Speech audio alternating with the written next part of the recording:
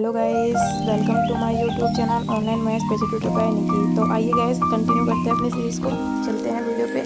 तो देखो guys, next है आपका in LPP the problems where objective function is to assign a number of origin. अभी बताया था मैंने नंबर ऑफ ओरिजिन्स माने क्या होता है, बताओ। नंबर ऑफ ओरिजिन माने होता है जॉब्स, ठीक है।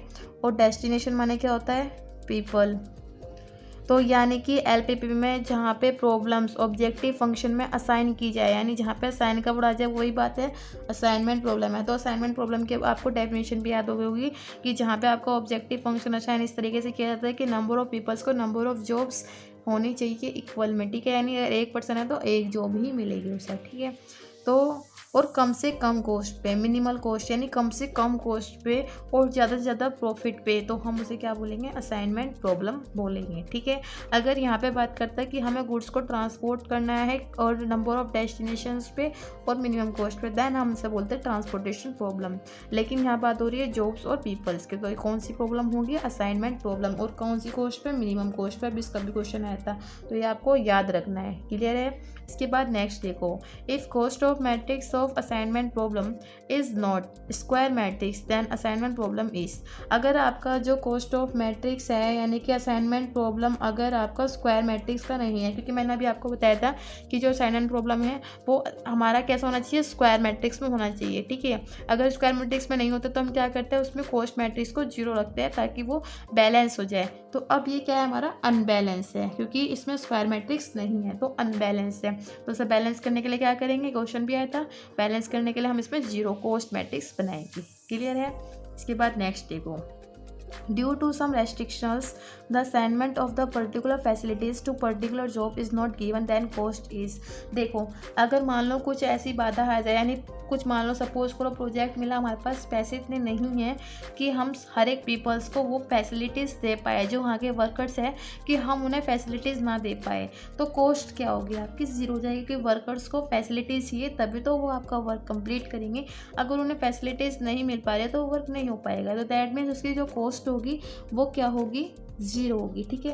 तो ये सब कब हो रहा है, जब आपके वर्कर्स को फैसिलिटीज़ नहीं प्रोवाइड की जा रही है, यानी जो वहाँ पे जॉब कर रहे हैं उसमें अगर आपको फैसिलिटीज़ नहीं दी जा रही है कुछ भी रीज़न से, समवन हैज़ रीज़न, ठीक है, तो देन कॉस्ट क्या होगी उसकी, 0 होगी, क्लियर है। इसके बाद आप नेक्स्ट देखिए। तो देखो नेक्स्ट है, इन assignment problem with C I जे यानी क्या है आपका, कॉस्ट मैट्रिक्स, ठीक है। क्या है ये, cost matrix. If all C I J greater than equals to 0 हो जाए then feasible solution X I J satisfy this. यानी कि अब आपका असाइनमेंट प्रॉब्लम जो है मैथमेटिकली वो 0 के इक्वल हो रहा है, तो आपका सॉल्यूशन कैसा होगा, ऑप्टिमल होगा। ये भी फंडामेंटल थ्योरम की सेकंड है, इसको आपको 3 तरीके से दी गई थी। पहली कंडीशन क्या दी गई थी कि आप ये बताइए कि असाइनमेंट प्रॉब्लम में ऑप्टिमल सॉल्यूशन है, तो असाइनमेंट की वैल्यू क्या होगी, 0 होगी। पहले क्वेश्चन ये आया था। अब क्वेश्चन क्या आ रहा है कि ऑप्टिमल सॉल्यूशन है या बाउंडेड सॉल्यूशन है, तो आपको इस 0 को इक्वल देख के ही पता चल जाना चाहिए कि अगर असाइनमेंट वैल्यू 0 के इक्वल है दैट मीन्स क्या है, वो हमारा ऑप्टिमल सॉल्यूशन है उसके पास, क्लियर है। तो आपको इस चीज़ को ही देख के याद रखना है। वैसे भी आपको मैंने कितनी बार बताया है, तो ये आपको याद भी हो गई होगी थ्योरम, तो ये सेकंड थ्योरम है हमारी, ठीक है। तो ऑप्टिमल सॉल्यूशन होने के लिए असाइनमेंट वैल्यू को क्या होना पड़ता है, 0 होना पड़ता है। और दूसरा एक कंडीशन होती है, और तीसरा एक कंडीशन और होती है, ये भी क्वेश्चन बन सकता है। तीसरी कंडीशन क्या होती है कि x I J capital x I जे होता है, ठीक है। ये आपका रिडक्शन वाली थ्योरम है, इसे याद रखना है आपको, ठीक है। उसके बाद देखो नेक्स्ट है आपका, if in given problems a constant is added और subtracted to every element of row of cost matrix also minimise the total cost for other matrix, this problem is called. देखो ये अभी मैंने आपको बताया था जस्ट अभी, देखो उसमें थ्योरम बहुत बार आ रही है, तो आपको फंडामेंटल थ्योरम को अच्छे से याद रखना है दिमाग में कि क्या फंडामेंटल थ्योरम है, ठीक है।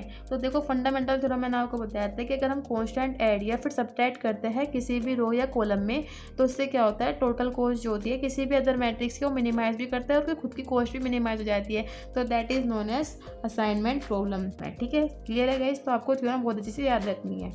इसके बाद आपकी नेक्स्ट है the assignment matrix is called, यानी कि आपका जो असाइनमेंट मैट्रिक्स होता है वो कैसा होता है, स्क्वायर मैट्रिक्स होता है। ठीक है, ये तो हमने कितनी बार पढ़ा है कि अगर n/n का ही होना चाहिए, यानी स्क्वायर मैट्रिक्स होना चाहिए, जितनी रो उतने ही कॉलम होने चाहिए। ऐसा नहीं है कि हम रो 4 ले रहे हैं और कॉलम 3 ले रहे हैं। तो ठीक है, ये स्क्वायर मैट्रिक्स होना चाहिए। ठीक है, यहाँ तक तो आपको कोई डाउट हुआ ही नहीं होगा। बहुत ईजी क्वेश्चन आ रहे हैं अब तक, और आगे भी बहुत ईजी ही क्वेश्चन है, 25 क्वेश्चन है ओनली। इन्हें अच्छे से ध्यान रखिए, आपके पेपर में फुल मार्क्स आएंगे, इस बात की मेरी गारंटी है। तो देखो guys, if an optimal assignment of assignment problem exist then total reduce cost of assignment. देखो, अगर आपके पास क्या है, ऑप्टिमल सॉल्यूशन है, तीसरी बार क्वेश्चन आ रहा है ये। ठीक है, तो अगर आपके पास ऑप्टिमल असाइनमेंट है, नहीं असाइनमेंट के पास ऑप्टिमल सॉल्यूशन है, किसी असाइनमेंट प्रॉब्लम के पास अगर ऑप्टिमल सॉल्यूशन है, तो जो टोटल रिड्यूस कॉस्ट होगी उस असाइनमेंट की, ठीक है, टोटल रिड्यूस कॉस्ट का मतलब है कि ये आपकी किसकी वैल्यू की बात कर रहे हैं, सिग्मा i = 1 to n और j = 1 to n, जहाँ पे i आपका क्या होता है, नंबर ऑफ पर्सन्स, और j क्या होता है, नंबर ऑफ जॉब्स। ठीक है, Cij Xij क्या होना चाहिए, आपका 0 होना चाहिए, क्योंकि ऑप्टिमल सॉल्यूशन है। ठीक है, तो यानी कि आपका सीधे सीधे क्या आएगा, 0 आएगा। तो ये आपको याद रखना है, रिड्यूस कॉस्ट ऑफ असाइनमेंट की वैल्यू ये होती है। मैथमेटिकली कितनी बार हो चुका है, अब तो याद हो गया होगा आपको। तो सीधे सीधा आंसर क्या होगा, 0 होगा। क्लियर है। इसके बाद नेक्स्ट देखो नेक्स्ट क्वेश्चन है आपका, इफ़ डिस्टेंस और टाइम और cost between every pair of the city is independent of the direction of the journey.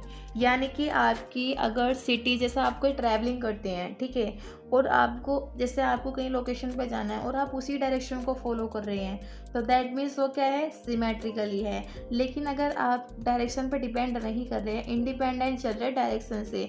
देखो, इसमें यही बोला है कि अगर आपका डिस्टेंस या फिर टाइम या फिर कॉस्ट, ठीक है, अगर या फिर बात करते हैं कॉस्ट, ये सब किसके बीच में, सिटीज़ के बीच में। अगर ये आपका इंडिपेंडेंट है किससे, डायरेक्शन से, सीधी सी बात है, अगर इंडिपेंडेंट है डायरेक्शन से तो वो क्या होगा, आपका सिमेट्रिकल होगा।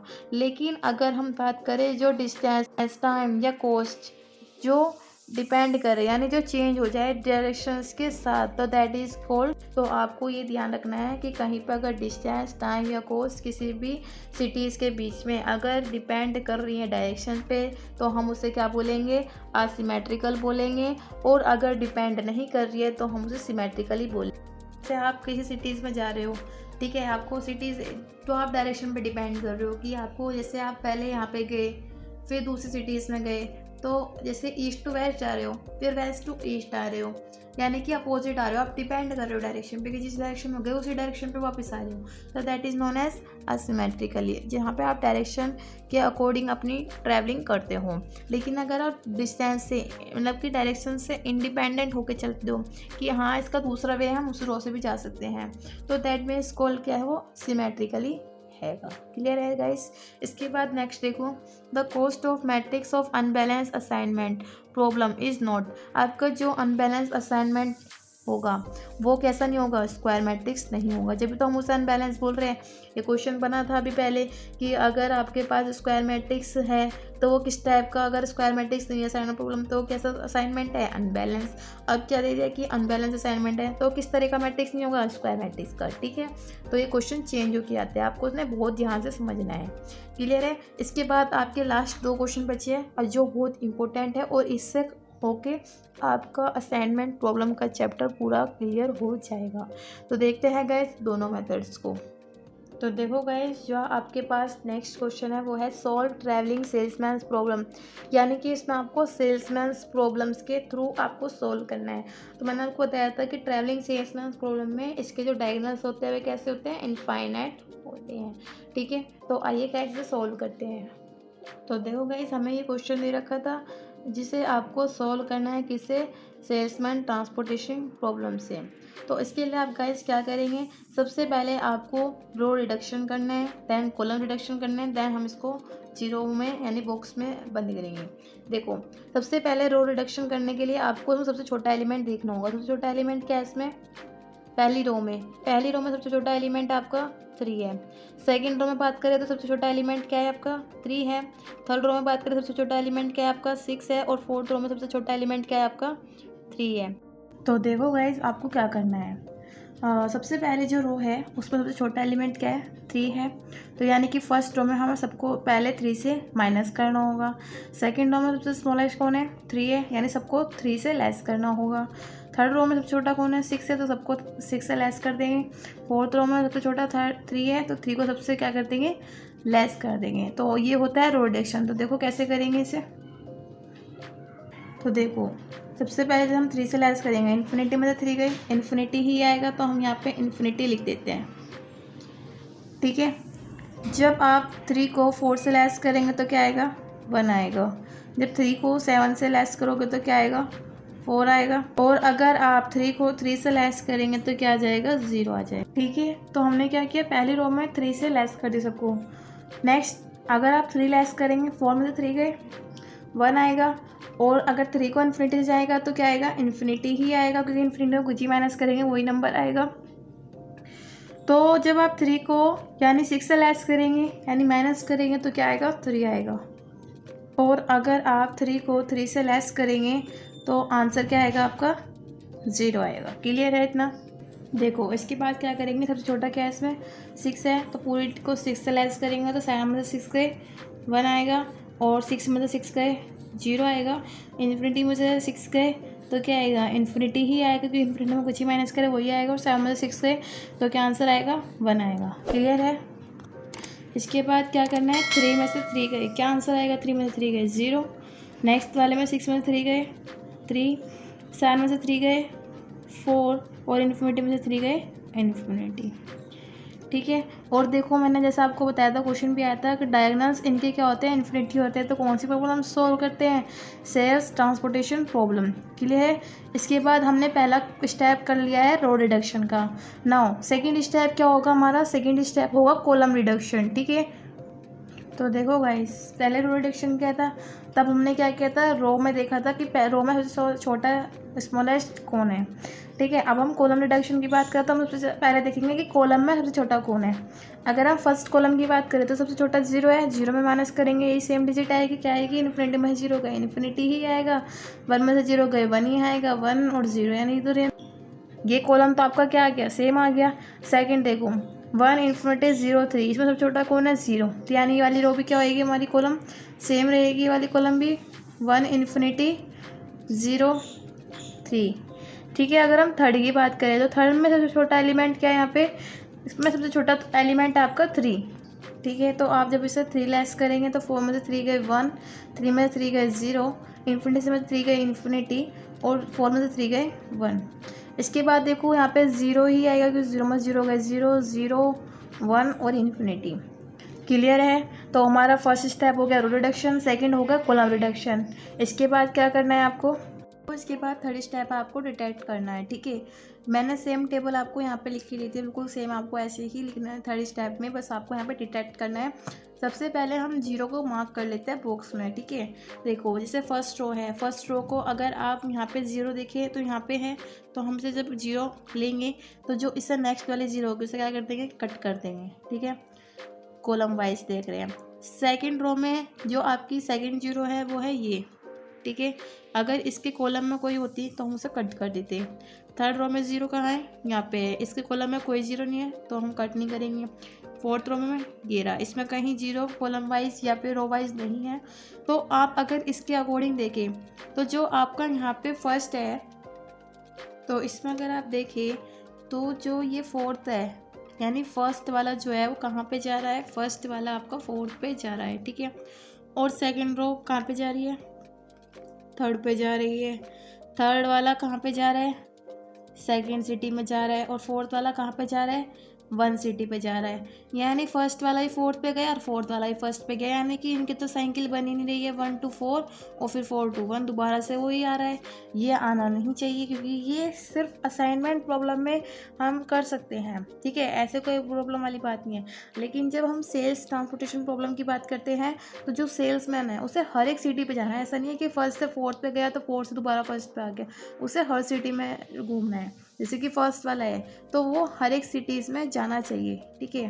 जैसे फर्स्ट से सेकंड में गया, सेकंड से थर्ड में फोर्थ, ऐसे टाइप से उसे साइकिल अपनी चलानी है, ठीक है। तो यानी कि हम अपना मेथड चला नहीं है। तो अब इसके अकॉर्डिंग आपको क्या करना है, देखो इसके बाद आपको ये स्टेप लेना है कि आपको क्या करना है, इसमें सबसे पहले 0 से बड़ा देखे और according to all of their 0, यानी 0 से तो बड़ा हो लेकिन औरों से छोटा हो।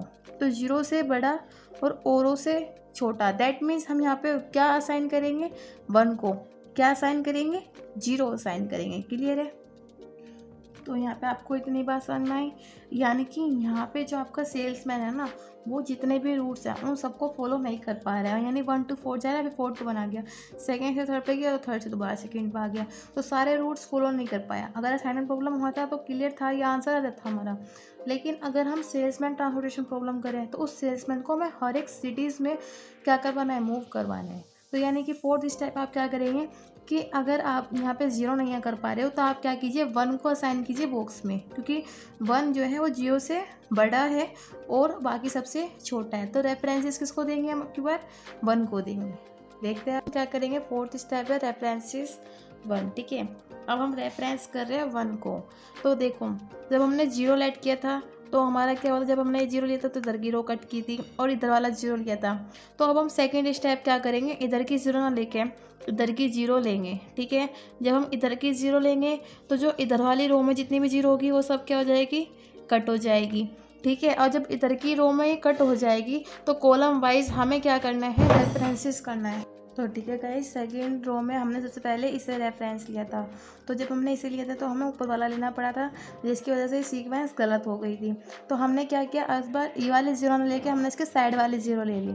तो जब हमने ये 0 ली तो इसके रो में ले ली तो इधर से कॉलम से क्या हो जाएगा, ये कट हो जाएगा, ठीक है। अब इसमें देखिए तो हमने पहली रो में रेफरेंसेस किसे लिया था, 1 लिया था, ठीक है। अब इधर वाला लेना चाहिए, ये वाला लेना चाहिए, 2 1 है इसमें। तो अकॉर्डिंग टू आप अगर देखें थर्ड रो में सिर्फ एक 0 है, तो सबसे पहले हम इसे ही कर लेते हैं बॉक्स में 1, ठीक है। थर्ड रो में ये वाला है और फोर्थ वाले में भी ये वाले ही रेफरेंसेस रहेंगे। तो अब अकॉर्डिंग टू दिस आप देख सकते हैं कॉलम वाइज इसमें एक 0 हो गई, इसमें एक 0 हो गई, लेकिन इसमें कोई भी चीज़ बॉक्स में बंद नहीं हुआ है, 0 इसमें है नहीं, हमने 1 को रेफरेंस लिया है। तो हम क्या करेंगे, इसे क्या कर लेंगे, बॉक्स में कवर अप कर लेंगे, ठीक है। तो अब अगर हम इसे देखें तो इसके अकॉर्डिंग पहला जो सेल्समैन है वो थर्ड सिटी पे गया, ठीक है। सेकंड सेल्समैन जो है वो आपका कहाँ पे गया है, फोर्थ पे गया है, ठीक है। और थर्ड वाला कहाँ पे गया है, सेकंड पे। तो थर्ड वाला कहाँ पे गया, आपका सेकंड पे गया, और सेकंड वाला कहाँ पे गया, फोर्थ पे गया, और फोर्थ वाला कहाँ पे गया, 1 पे गया। तो देखो गाइज ये बन गई आपकी साइकिल।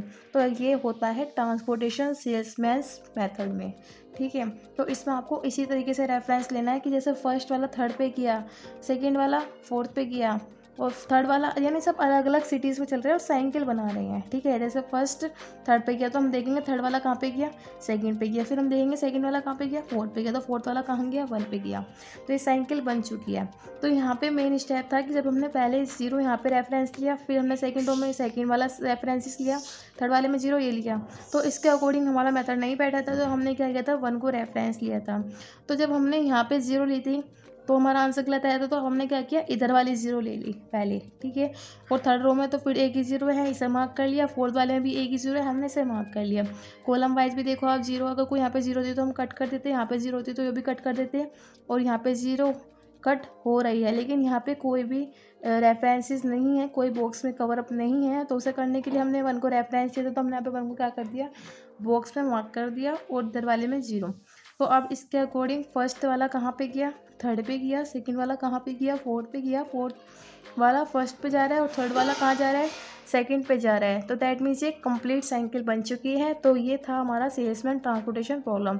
अब इसमें आपको एक क्वेश्चन और आएगा कि इसकी मिनिमम कॉस्ट बताओ। तो मिनिमम कॉस्ट कैसे निकालेंगे, देखो गाइस हमारा ये क्वेश्चन है, और अभी हमने फाइंड किया था कि जो फर्स्ट वाला सेल्समैन है वो थर्ड पे गया है, सेकंड वाला सेल्समैन कहाँ पे गया था आपका, सेकंड वाला आपका फोर्थ पे गया था, थर्ड वाला कहाँ पे गया था, सेकंड पे गया था, फोर्थ वाला 1 पे गया था। ये आपको अपने टेबल में मार्क कर लेना है, और इनकी जगह हम क्या रख लेंगे, वैल्यू रख लेंगे, ठीक है। तो जब आप इनकी वैल्यू रखोगे, यानी कि इन सबको आपको क्या करना है, प्लस करना है, ठीक है। प्लस कैसे करेंगे, देखो 7 है पहला, प्लस सेकंड में थर्ड है, थर्ड में 6 है और फोर्थ में थर्ड है। इन सबको प्लस कीजिए, 7 + 3 10, 10 + 6 16 + 3 19। तो आंसर क्या आएगा इसका मिनिमम कॉस्ट 19।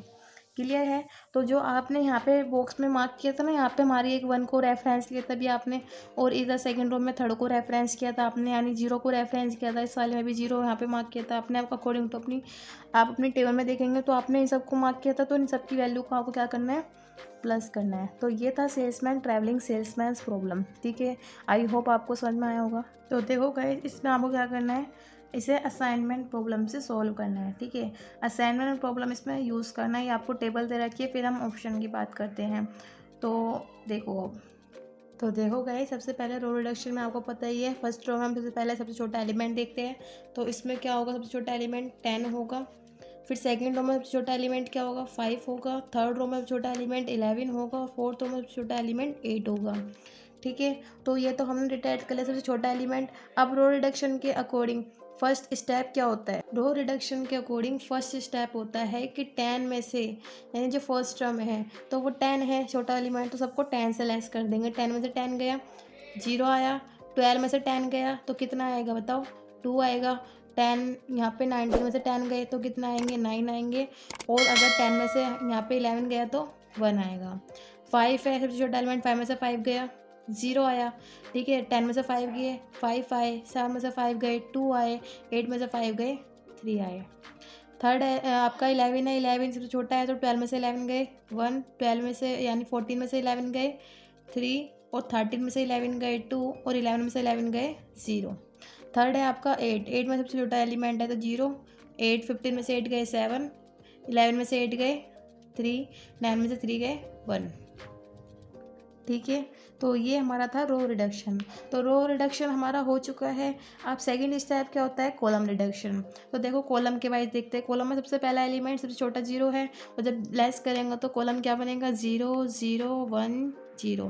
सेकंड स्टेप सबसे छोटा एलिमेंट क्या है इसमें, 2 है, तो 2 आप जब लेस करेंगे, 2 में से 2 गया, 0 है। एक बार इसे हम मार्क कर लेते हैं कि अकॉर्डिंग टू कॉलम कौन छोटा है। सबसे पहले इसमें छोटा है 0।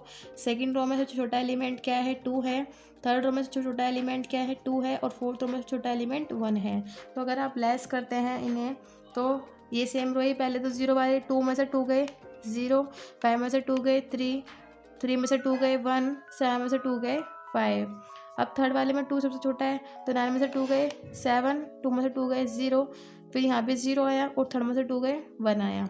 इसके बाद नेक्स्ट स्टेप है 1, सबसे छोटा एलिमेंट है, तो जब आप यहाँ पे लेस करेंगे, सॉरी सबसे छोटा एलिमेंट इसमें थर्ड और फोर्थ रो में 0 है। ठीक है, ये वाला सबसे छोटा है, तो सेम रो आएगी 1 3 0 1। क्लियर है। इसके बाद देखो सबसे छोटा एलिमेंट इसमें 0 है, 1 नहीं है। ठीक है, तो ये आया हमारा। अब देखो आपको क्या करना है, फोर्थ स्टेप क्या होता है आपका, कि आपको मार्क करना होता है कि सबसे छोटा, मतलब कि मार्क करना होता है 0 को बॉक्स में। ठीक है, और अगर नहीं आता तो फिर हम रेफरेंसेस लेते हैं। तो देखो गाइस, थर्ड स्टेप है आपका मार्क करना है 0 को। ठीक है, तो अब पहले तो हम सबसे पहले इस पूरी टेबल को ऐसे ही हम यहाँ पे लिख लेते हैं, 0 0 7 1 0 3 0 3 1 1 0 0 0 5 1 1। कभी भी आप थर्ड स्टेप इसमें मत करना कॉलम वाले में। ठीक है, इसके लिए हमें नेक्स्ट अलग से टेबल बनानी होगी। तो आपका फर्स्ट स्टेप रो रिडक्शन हो गया, सेकंड कॉलम रिडक्शन हो गया। मार्क कर लेते हैं। तो देखो फर्स्ट वाले में आपको दे रखा है, यहाँ पे 2 0 दे रखी है, तो हम किस तरीके से मार्क करेंगे। देखो इसमें भी 2 0 है, तो इसे भी आप क्यूट कर दीजिए। सेकंड वाले में क्या है, 2 0 है, इसे भी आप क्यूट कीजिए अभी। थर्ड वाले में भी 2 0 है, इसे भी क्यूट कीजिए। फोर्थ वाले में 1 0 है, तो दैट मीन्स क्या होगा, यहाँ पे ये वाला मार्क हो गया अकॉर्डिंग टू रो के अकॉर्डिंग। देखो ये रो तो चल रही है, इसमें 1 0 को पहले मार्क करते हैं, तब तो पता चलता है। तो अगर यहाँ पे 1 आ गया, यानी इस रो में 1 आ गया, तो उसका कॉलम क्या हो जाएगा, जितनी भी 0 होगी सारी क्या होंगी, कट हो जाएंगी। क्लियर है। इसके बाद देखो हमने रो वाइज देखा, सब में 2 2 0 थे। अब कॉलम वाइज देखो तो यहाँ पे क्या हुआ, फर्स्ट रो मिल गया हमें। ठीक है, तो इसके अकॉर्डिंग कॉलम के अकॉर्डिंग रो के अकॉर्डिंग कोई नहीं है, जो होगा तो 0 कट कर देंगे। अब हम बात करते हैं सेकंड रो में। सेकंड रो में हमारी एक 0 कैंसिल आउट होगी, तो बची क्या, ये वाली 0 बची। तो जब ये वाली 0 बची तो इसकी जो नेक्स्ट वाली 0 होगी कॉलम वाइज वो कट हो जाएगी। ठीक है। जब ये कॉलम वाइज, क्योंकि हमने रो वाइज देख लिया, अब कॉलम वाइज कट हो जाएगा। फोर्थ वाले में देखो बस यहाँ पे एक जीरो बची, तो यहाँ पे according to this assignment problem जो आपका ए है वो कहाँ पे किया, देखो ए वाले ने कहाँ मार्क किया, 2 वाले पे, ठीक है। बी वाले ने आपको कहाँ पे मार्क किया, देखो बी वाले ने 3rd पे मार्क किया, ठीक है। सी वाले ने कहाँ पे किया, 4th वाले के, और जो आपका डी वाला है उसने कहाँ पे मार्क किया, 1 के। तो जो आपकी सीक्वेंस बनी वो क्या बनी कि आपका जो ए है वो 2 पे है, बी है वो 3 पे है, सी है वो 4 पे है, और जो आपका डी है वो कहाँ पे है, 1 पे है। अब इसमें भी आपको बात कर रहा है कि मिनिमम कॉस्ट बताओ, तो मिनिमम कॉस्ट करने के लिए आपको क्या करना पड़ेगा, जो यहाँ पे वैल्यू होगी उस टेबल में जो आपने सोल्व किया है, जैसे आपने 0 बनाया है उसमें जहाँ पे भी ये 0 है, 0 की जगह पे जो वैल्यू होगी उसे आप रख लेंगे, ठीक है। तो देखो क्या है इसमें, तो देखो गाइस ए वाले ने कहाँ पे मार्क किया था, आपको 2nd पे किया था, बी वाले ने 3rd पे किया था, सी वाले ने 4th पे किया था, डी वाले ने 1st पे किया था। तो ऑप्शन पहले तो हम टिक कर लेते हैं, डी ऑप्शन है, ठीक है। और जहाँ जहाँ मार्क किया था उसे आप लगा सकते हैं। जैसे फर्स्ट वाले ने कहाँ पे मार्क किया था, 2nd वाले पे, और जो 2nd वाला बी वाला है उसने कहाँ पे मार्क किया था, 3rd वाले पे, सी वाले ने कहाँ पे मार्क किया था, 0 पे यानी कि 11 वाले पे, और डी वाले ने कहाँ पे मार्क किया था, 8 पे। तो जो जितना भी यहाँ पे आपने मार्क किया है अकॉर्डिंग टू दिस, देखो ए 2nd, बी 3rd, सी 4 और डी 1, ठीक है। तो अब इन सब वैल्यू को मिनिमम कॉस्ट निकालने के लिए हम क्या करते हैं, इन सभी वैल्यू को प्लस कर लेते हैं, ठीक है। आपको सबको प्लस करना है, यानी पहली वैल्यू 12 प्लस 7 प्लस 11 प्लस 8, ठीक है। तो 12 प्लस 8 20 होते हैं, 20 और प्लस 18 कितना होगा, 38। तो आपका मिनिमम कॉस्ट क्या आएगा, 38। क्लियर है गाइस, तो एक बार और समझ लो, ठीक है गाइस। तो इसमें कुछ करना नहीं होता, सबसे पहले आपको रो रिडक्शन लगाना है, यानी कि रो में देखना है सबसे छोटा एलिमेंट कौन सा है, कॉलम रिडक्शन में देखना है कॉलम में सबसे छोटा कौन सा है, फिर आपको 3rd स्टेप मार्क करना है 0 को, ठीक है। मार्क कैसे करेंगे कि अगर आपका एक रो में 2 0 है तो आप उसे छोड़ दीजिए, जहाँ पे रो में कम 0 हो उससे पहले मार्क कीजिए, जैसे 1 0 है तो हम उससे मार्क कर लीजिए, फिर आप कॉलम वाइज देखिए, और जो अगर मान लो अगर इस कॉलम में 0 आ रही है तो इधर की कॉलम में जितनी भी 0 होगी वो सब कैंसिल आउट हो जाएगी, उधर की रो में भी जितनी 0 होंगी वे सब कट आउट हो जाएंगे। ऐसे हम सेकंड रो में देखेंगे, सपोज यहाँ पे 0 आया तो यहाँ पे हम 0 मार्क कर लेंगे, बाकी सबको कट ऑफ कर देंगे अकॉर्डिंग टू कॉलम एंड रो। जैसे सेकंड है तो सेकंड रो में सेकंड कॉलम में जितनी भी 0 होगी आपको मार्क कर देनी है, यानी कट कर देनी है, ठीक है। 3rd वाले में अगर हम देखें, सपोज यहाँ पे 13 पे आया आपका, ठीक है। जब 13 पे आपका आ जाए 0 तो आपको क्या करना है, 3rd रो 3rd कॉलम में जितनी भी 0 है उन्हें कट कर दीजिए, इसे मार्क कर लीजिए, ऐसे आपको करना होता है, ठीक है। तो इसमें कुछ नहीं करना होता। ट्रांसपोर्टिंग सेल्समैन और जो असाइनमेंट प्रॉब्लम होते हैं सेम होते हैं, बस डिफरेंस ये होता है कि आपको इसमें हम कुछ भी मेथड यूज़ कर सकते हैं, यानी कुछ भी अकॉर्डिंग टू असाइनमेंट प्रॉब्लम हम कर सकते हैं। यानी कि अगर ये ए से 2 जा रहा है और मान लो ए से बी गया और बी से 1 आ जाए तो कोई प्रॉब्लम नहीं है इसमें, लेकिन जो आपका सेल्समैन होता है उसे हर एक सिटीज़ में करना होता है, उसमें रिपीटिंग नहीं चलेगा, ठीक है। इसमें हम रिपीट कर सकते हैं, बस ये डिफरेंस होता है, बहुत इजी है। तो गाइस आज की वीडियो में बस इतना ही क्वेश्चन थे जो आपके मोस्ट इंपॉर्टेंट सीरीज थी गाइस, यही थी आपकी। तो अब मिलते हैं नेक्स्ट वीडियो में नेक्स्ट चैप्टर के साथ। तो अगर आपको वीडियो अच्छी लगी तो प्लीज़ वीडियो को लाइक करें, चैनल को सब्सक्राइब करें और ज़्यादा से ज़्यादा लोगों को शेयर करें। तो मिलते हैं गाइस नेक्स्ट वीडियो में। Thanks for watching.